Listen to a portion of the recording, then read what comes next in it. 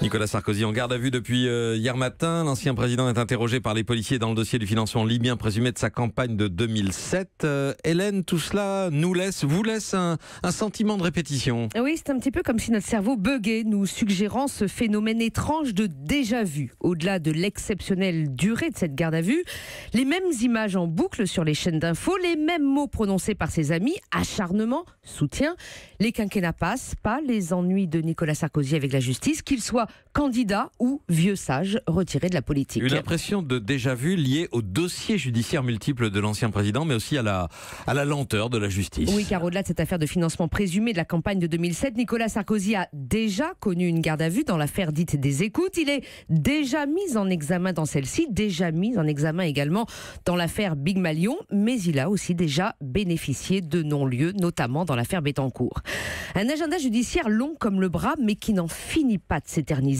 11 ans se sont insurgés hier ses amis, comme si la longévité de l'enquête l'innocentait, ou à l'inverse le condamnait. Ça n'a rien à voir. La durée de l'enquête est souvent due à la lenteur des actes judiciaires requis par celle-ci, la nécessité de commissions rogatoires internationales en l'espèce, mais aussi à un effet du nombre de dossiers traités par les officiers de la PJ comme par les juges d'instruction. En l'occurrence, il y a eu 5 ans d'enquête. Les politiques ont pourtant l'impression de n'être pas traités comme des justiciables ordinaires. Oui, elle souligne souvent le hiatus entre temps judiciaire et temps politique pour faire croire que la politique instrumentalise la justice. Hier, le communiqué des amis de l'ancien président, les Républicains, n'a pas failli à la tradition, mettant en cause l'égalité de traitement des affaires selon que les élus appartiennent à telle ou telle famille politique. Mais à qui pense-t-il? Gérald Darmanin, pas même mis en examen, mais dont Laurent Wauquiez a immédiatement demandé la démission. Le Modem, le FN, qui attendent des nouvelles, des enquêtes dirigées contre eux. Ou à François Fillon, peut-être. Les poursuites judiciaires lui ont sans doute été fatales dans sa course présidentielle. Et on peut regretter depuis la lenteur de l'instruction, mais la thèse du cabinet noir a fait pchit. Pour autant, y a-t-il un bon moment pour enquêter sur les dirigeants politiques? Pendant une campagne, ce n'est pas l'heure, sauf à soupçonner des visées politiques de la justice. Et après, ce ne serait plus l'heure. Mais combien d'affaires ont ainsi été enterrées depuis le début de la Ve République? Duralex, c'est de l'ex, la loi est dure, mais c'est la loi. Ceux qui l'écrivent devraient se féliciter que la justice passe pour tous, avec la même lenteur, regrettable, mais qui fait d'eux les mêmes justiciables que vous et moi.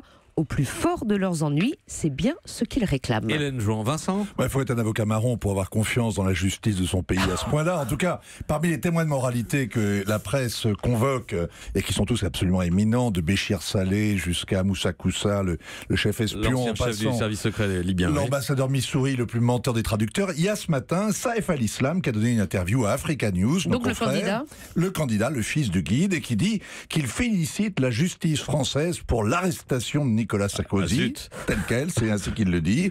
Et il dit: je n'ai pas encore été entendu comme témoin dans cette affaire. Il appelle donc les magistrats à le convoquer.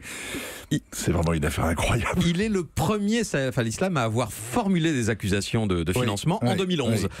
Devant nos confrères d'Euronews, il avait effectivement accusé Nicolas Sarkozy. Alors que la guerre était en cours. Oui, c'était une vengeance à chaud.